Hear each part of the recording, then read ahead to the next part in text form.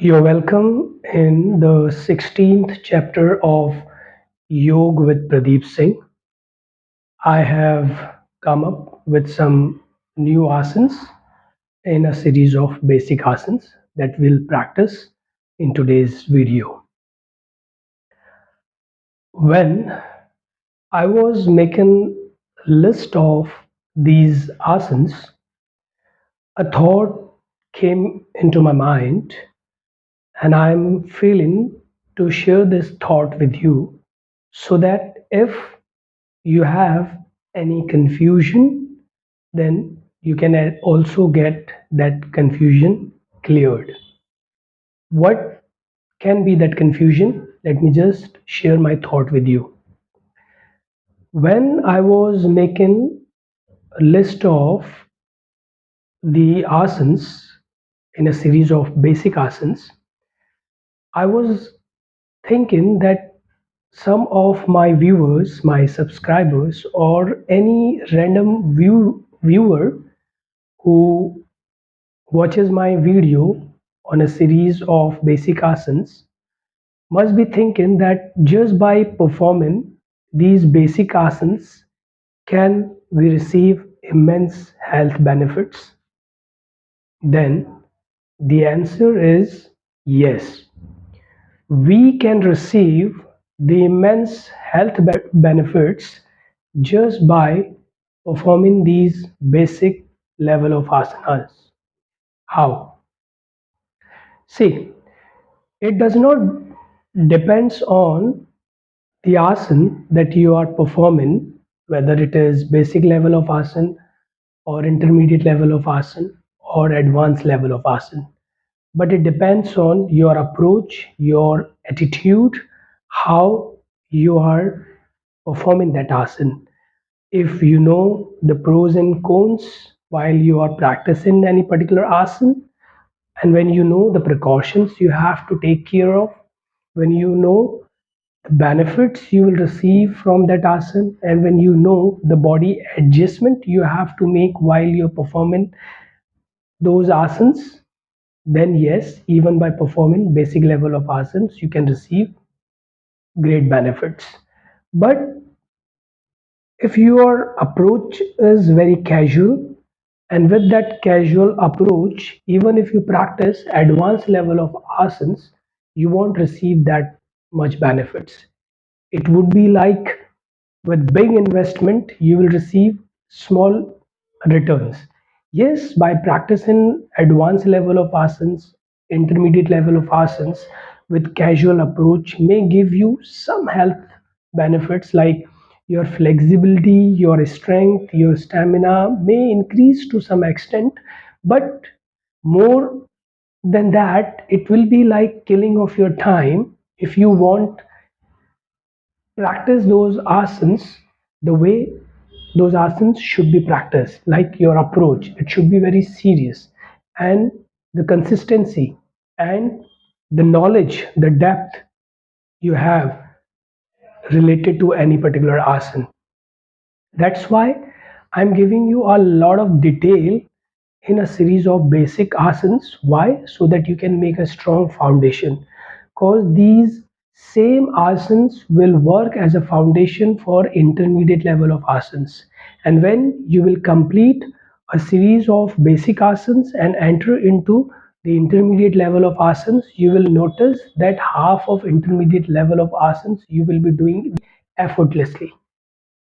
Half of the intermediate level of asanas will be effortless for you, and you will see that without any extra effort you are performing those intermediate level of asanas. Why? Because of completing a series of basic asanas very neat and clearly. And when you will apply the rules and the principles and the precautions we need to take and the benefits we receive from intermediate level of asanas, and the seriousness and consistency we need to put to learn intermediate level of asanas, then the same intermediate level of asanas will work as a foundation for advanced level of asanas. And when you will be practicing advanced level of asanas, you will notice that half of the advanced level of asanas will be easy for you to do. And once you are done with advanced level of asanas, then comes the next step of asanas, that is called kriya. The western world, they call it power yoga. So once you practice kriya, then your body becomes capable to exhaust it to the maximum, and then comes relaxation, restoring, and then comes breathing exercises, pranayam, then comes the next step, dharana, concentration, then comes hatha yoga, then comes meditation, and then comes the last stage, that is the main motive of yoga, is called nirvana, moksha, that is called salvation. So this is the way, step by step, things work, and this is the way yoga should be learned. Otherwise, by doing random asanas, by doing random pranayams, by doing yoga just as a workout, you won't know the depth of the yoga, and you won't be able to get the best benefits out of it. So with this positive thought and with this new approach, let's start today's asanas and get the best benefits from them. Let's start. The first asana that we are going to perform today is called Konasana. The word cone stands for an angle. This term is used in subject called mathematics. So what is an angle? When two straight lines intersect each other at one point, that point is called an angle. Okay, and asana means pose. So konasana in English, you can call it angle pose. So let's perform it. So for performing angle pose, you have to stand on the center of your mat and then slowly increase the gap between your feet. This gap should be more than the width of your shoulder. To the max, how wide this gap should be, for knowing that, what you have to do, stretch your both hands sidewise in Samasthiti, and then check the gap between your two elbows, like from right elbow and then upper arm towards the chest, and then the other upper arm and the other elbow. So this much of gap should be between your two knees. Okay, so if I stand on Samasthiti and then I imagine a straight line drop towards the floor, so my knee should come in between. Okay, so this is the way. So what you can do, by stretching your hands sidewise and just check the gap between your elbows, and then try to make the same gap between your knees. So this is the maximum gap you have to make between your feet. Okay, and if you feel that no, your hip joints are not that flexible, then you can decrease the gap as per your comfort. Like if you are comfortable in this much of gap, decrease it. If you are comfortable on this much of gap, okay with that, but it should not be less than the width of your shoulder. And I don't think that anybody on this earth would be so stiff that that person cannot make a gap between the feet more than the width of the shoulder. Okay, so let's check how much gap I'm comfortable with. So this is the maximum gap I'm comfortable with, and your toes can be diagonal. You don't need to keep your toes straight. Okay, you have to keep your ankle joints relaxed, because on angle pose our focus is not on our ankles but on the other body part. So once you have stretch your both hands sidewise, you can look if your both hands are in a straight line with your shoulders, and then the gap between your feet, the weight should be equally divided on both feet. Your spine should be straight. And from here, we'll go to the angle pose. You can look either to the right hand or to the left hand. Okay. So I'll start it from left hand. So I look at the middle finger of the left hand and then slowly flex your lower back and Stretch your left hand towards the floor and touch any part of your leg it easily approaches. Okay, so this is the easily approachable part of my leg where I can land my hand. So here I'll take some support and then slowly shift your gaze towards the upper hand. And here what you have to do, if your upper hand is not in a straight line with your upper shoulder, then slowly flex your shoulder and try to stretch it in a straight line with your upper shoulder, and then check if your lower hand and your upper hand are making straight line. Like from here it should make a straight line. So I'm just checking that. You can stretch your hand facing your palm forward or sidewise, does not matter. Even this way also. So I'm feeling to stretch it this way. So I'm checking my lower hand, then upper hand. What will be your head position? You can look straight, you can look down, you can look up, wherever you are comfortable with. Okay, so I'll look down. This is called angle pose, and then slowly come back,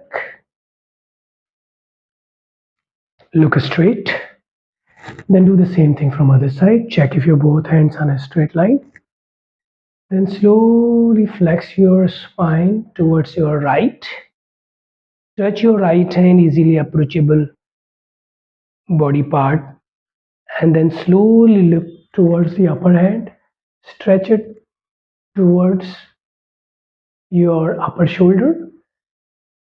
Then check if your both hands are in a straight line.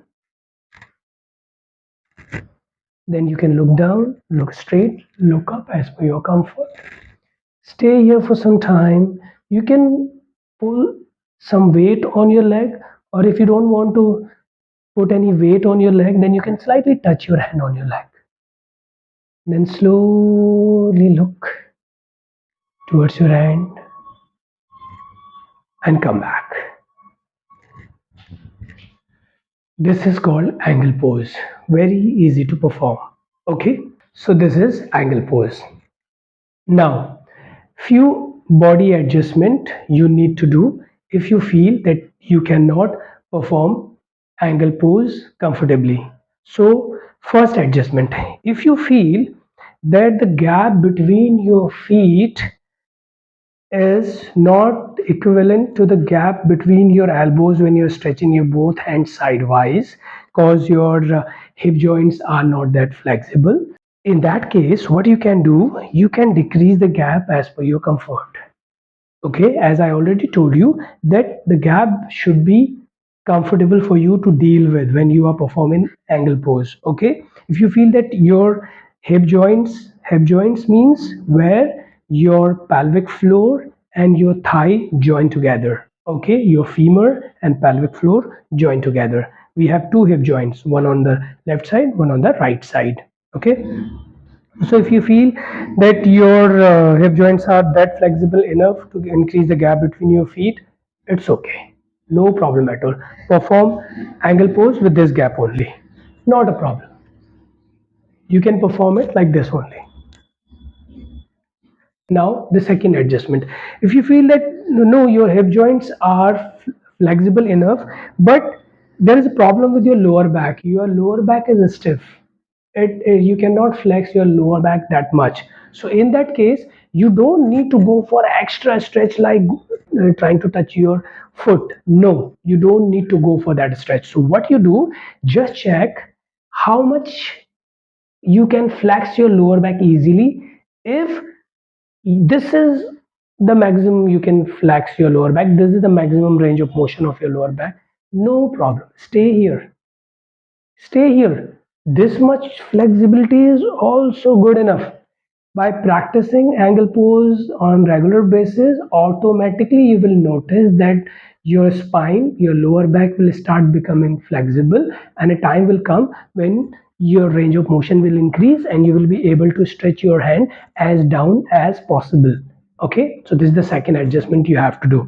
Now the third, if you feel that your shoulders are stiff, like you have symptom of frozen shoulder, like when you know that the gap between your feet is also wide enough, you know that your lower back is flexible enough, but there is some problem with your shoulders, like you cannot stretch your shoulders much. So what you have to do here, you have to apply theory of physio yoga, physiotherapy combined in yoga. So what this is the maximum you can stretch your hand. Then what you do, increase the pressure, release it. Increase the pressure, release it. Increase the pressure, release it. And do the same with other side. If you feel the same stiffness on other shoulder, then stretch and release. Stretch and release. And this way, a time will come when your shoulders will become flexible and you will be able to create a straight line between your upper hand and lower hand and perform the angle pose the best way it is possible. Okay, so these are the three major adjustments you have to do if you feel any stiffness in any of these body parts. Now, one more adjustment. If you feel that your neck is weak, or if you feel that you have to work on the strength of your neck, so what you have to keep in consideration when you are on the final stage of angle pose, like if you are on this stage, so what you have to do, if you will look down, the stress around your neck will be minimal, okay, when you look down, but when you look straight, the stress will increase. It will be more than the stress you feel when you are looking down. So when you are looking straight, the stretch will be more, but when you will look up, the intensity of the stress will be maximum. So as per your comfort, you have to check if you have to look down, if you want to look straight, or if you want to look up. If you don't have any problem like cervicogenic headache or cervical arthritis, then in that case, if you feel that you want to work on the strength of your neck, then better either you look straight or you look up. Okay, if you will look up, the pressure will be intense. If you will look straight, the pressure will be moderate, and when you will look down, the pressure will be minimal. Okay, so it depends on how much pressure you want to create around your neck. For men especially, if you really want to work on your neck, cause a good strong and rounded neck gives a manly look. So if you want to make your neck stronger, so the best way when you are on angle pose, please look upward. Okay, for women, if you feel that you don't want to create that much of a stress on your neck, then either look straight or look down. Keep it easy. Okay, focus on consistency. When you perform any asana consistently, automatically body starts adapting it, and a time comes when without any effort you can easily perform any asana. Okay, so these are the adjustment you have to do when you are performing angle pose. Now, precautions. If you have ankle pain, don't perform it. If you have knee pain, knee arthritis, don't perform it. If you have knee valgus, in that case, consult with the doctor. If you have back pain, don't perform it. If you have gone through any surgery that is related to your back, like slip disc, or you are on your post pregnancy phase, then in that case consult with a doctor. As a pregnant woman, if you are on first and second trimester of your pregnancy, you can perform angle pose, but from third trimester onwards, like from 7th, 8th, and 9th month onwards, you have to check if your doctor allows you to do yoga or not. So these are the precautions you have to take. If you have shoulder pain, don't perform it. If your body is experiencing any soreness, any pain, any tiredness, please, in that case, don't perform any yoga asan, but focus on rest. Once your body is uh, good enough to perform any asan without any soreness or pain, then go for performing asans. Okay, so these are the precautions you have to take, except that if you have joint disorder like knee valgus, knee varus, or frozen shoulder or a stiff back, in that case you can perform this asana. Okay, now benefits. For knowing the best benefits from any asana, first thing you have to focus on the name of the asana. So the name of this asana is Kona asana, angle pose. So first we have to observe our body. You have to observe my body, where exactly my body is making an angle. So if you will look at my legs, wherever my legs are joining, this point here body is making an angle that is called acute angle because this angle is less than 90 degree. So my body is making first angle between my two legs, and which body part is the point of that angle? This body part, the lower abdominal muscles, especially pubic region.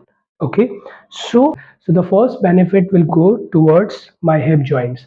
So when I'm standing on angle pose, my legs are wide open. Standing legs wide open like this can help an athlete to have flexible hip joints, and the more flexible hip joints you have, the better it will help you in proper walk, running, and performing any activity that is performed on a standing position. This is the first benefit. And this area, the lower abdominal muscle, just behind this we have large intestine and small intestine. So large intestine is responsible for stool passing and for absorbing water and salt.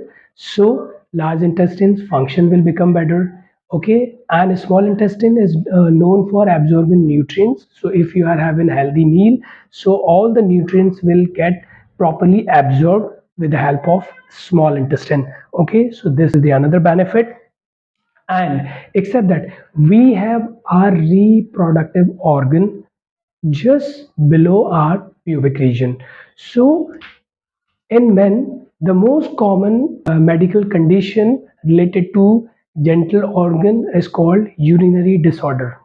After a certain age, especially after 70 years of age, some aged men, they suffer from urinary disorder. So what happens in urinary disorder?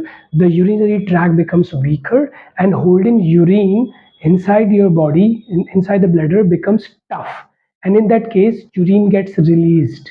And if you practice standing on this position where your legs are wide open, so it will also help you to work on your urinary tract as a man. Okay, for women there is a very common medical condition that is called menstrual disorder, when your menses get disturbed. So this posture can also help you to regulate your menses and to get your menstrual cycle regulated.